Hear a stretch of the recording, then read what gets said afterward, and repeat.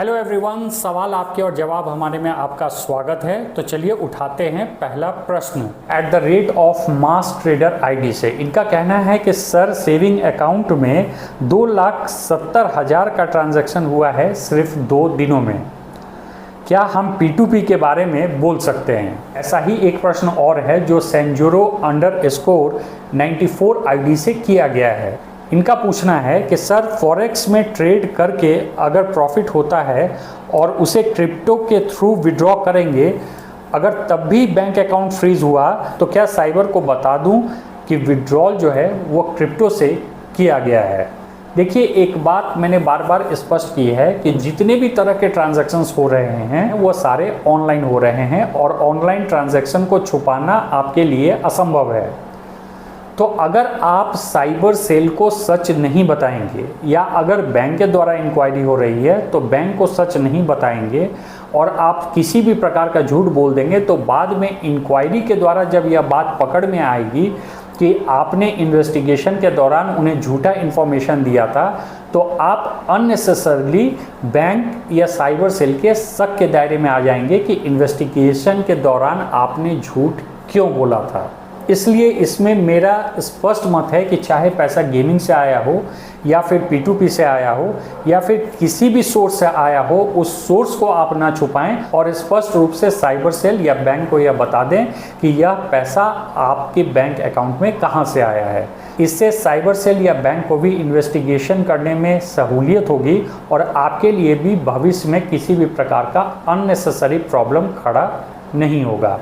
इसलिए बिल्कुल crypto P2P जो भी ट्रांजैक्शन आप कर रहे हो, आप साइबर सेल या बैंक को बता दो, इसमें कोई दिक्कत नहीं है। अगला प्रश्न है RK गुप्ता जी का। इनका कहना है कि सर लीन अमाउंट अकाउंट में डाल दिए हैं, अब ट्रांजैक्शन करने पर कोई प्रॉब्लम तो नहीं होगा, या जब तक होल्ड हट ना जाए कोई ट्रांजैक्शन ना करें? देखिए, अगर किसी भी अमाउंट का लीन आपके बैंक अकाउंट में लगा है तो लीन अमाउंट लगने के बाद जितने भी पैसे आपके बैंक अकाउंट में बचे हैं, आप उन पैसों से आराम से अपने बैंक अकाउंट में ट्रांजैक्शन कर सकते हैं या फिर नए ट्रांजैक्शंस भी कर सकते हैं। इसमें किसी भी प्रकार की कोई कानूनी अड़चन नहीं है। लेकिन मैं आपको एक प्रैक्टिकल बात बताऊं कि बहुत सारे केसेस में मैंने ऐसा देखा है कि साइबर सेल पहले एक पर्टिकुलर अमाउंट को लीन लगाता है और कुछ दिनों के बाद बैंक अकाउंट को फ्रीज भी कर देता है। यह कोई निश्चित नहीं है और यह जरूरी नहीं है कि साइबर सेल एक बार लीन लगाने के बाद फ्रीज करेगा ही करेगा। लेकिन बहुतेरे ऐसे केसेस में मैंने देखा है जहां पर साइबर सेल ने ऐसा किया है। तो मेरा इस मामले में स्पष्ट मत यही रहता है कि अगर आपके बैंक अकाउंट में लीन लगा है तो लीन अमाउंट के बाद जो भी पैसा आपके बैंक अकाउंट में बचा हुआ है उसे आप विड्रॉ कर लें, कैश विड्रॉ कर लें, ऑनलाइन नहीं।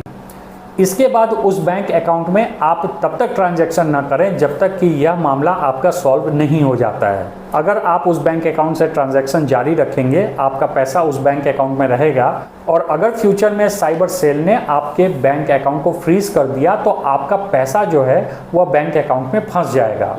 तो इसलिए इसमें निश्चित तौर पे कुछ नहीं कहा जा सकता है कि अमाउंट लीन करने के बाद cyber cell bank account freeze करेगा ही करेगा। लेकिन यह देखते हुए कि साइबर सेल ने बहुत सारे केसेस में ऐसा किया है, प्रिकॉशन के तौर पर मेरा यही सजेशन है कि उस बैंक अकाउंट में फ्यूचर ट्रांजैक्शन आप ना करें और जो पैसा है वह भी विड्रॉ कर लें तब तक जब तक कि यह मसला आपका सॉल्व नहीं हो जाता है।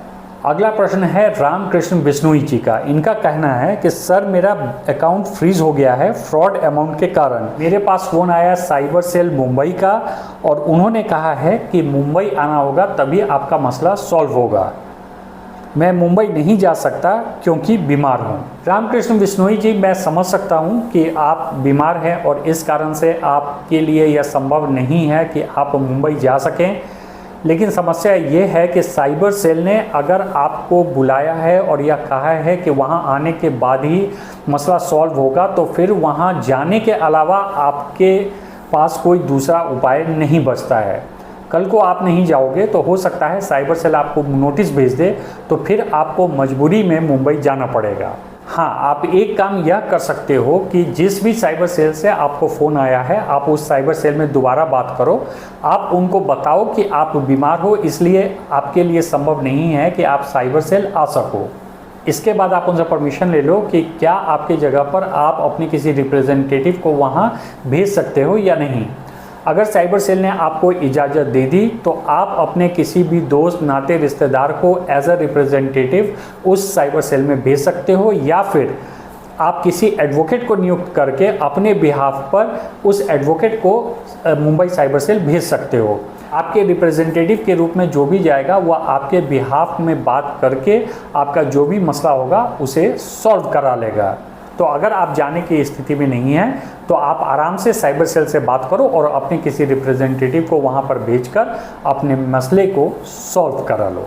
अगला प्रश्न है स्टोरी स्ट्रीम आईडी से। इनका कहना है कि सर मेरा खाता 18 महीने हो गया है, अभी तक अनफ्रीज नहीं हुआ है। मैं राजस्थान से हूँ। 1,25,000 कतर से बैंक से न भेजकर किसी दुकान में दिया था, पैसा भारत के अकाउंट में सेंड करने के लिए।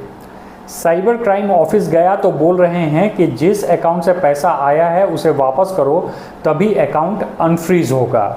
साइबर क्राइम के अलावा बैंक अकाउंट अनफ्रीज कराने का दूसरा तरीका है क्या? देखिए, ये एक कॉमन प्रॉब्लम होता जा रहा है और इस मामले में जो भी व्यक्ति विदेशों में हैं उन्हें सजग होने की आवश्यकता है।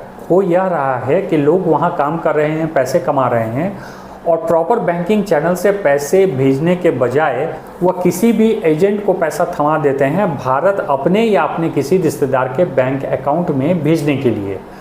इसका कारण है प्रोसेसिंग फीस।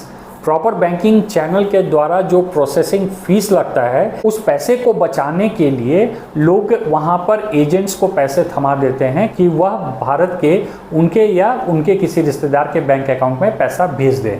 अब इस मामले में एक नया फ्रॉड देखने को यह आ रहा है कि विदेश में आप जिस भी एजेंट को पैसा दे रहे हैं, पैसा तो आपके बैंक अकाउंट में आ रहा है मगर वह उस देश से प्रॉपर चैनल के थ्रू पैसा नहीं आता है, बल्कि भारत के ही किसी बैंक अकाउंट से उतना पैसा आपके बैंक अकाउंट में अचानक ट्रांसफ़र कर दिया जाता है। जैसे ही यह पैसा ट्रांसफ़र होता है कुछ दिनों के बाद साइबर सेल उन बैंक अकाउंट्स को फ्रीज कर दे रहा है और कारण यह है कि भारत के जिस भी अकाउंट से वह पैसा आप लोगों के बैंक अकाउंट में आता है वह एक फ्रॉड पैसा होता है और इस कारण से साइबर सेल को कंप्लेंट मिलने पर आपका बैंक अकाउंट फ्रीज कर दिया जाता है। तो इस प्रकार से प्रोसेसिंग फीस बचाने के चक्कर में जो लोग भी अनऑथराइज चैनल से पैसे भेज रहे हैं उन लोगों के बैंक अकाउंट्स इसी प्रकार से फ्रीज हो जा रहे हैं। धीरे धीरे यह समस्या बड़े पैमाने पर हो रही है और काफ़ी ही गंभीर परिस्थिति बन चुकी है और सैकड़ों लोगों के बैंक अकाउंट्स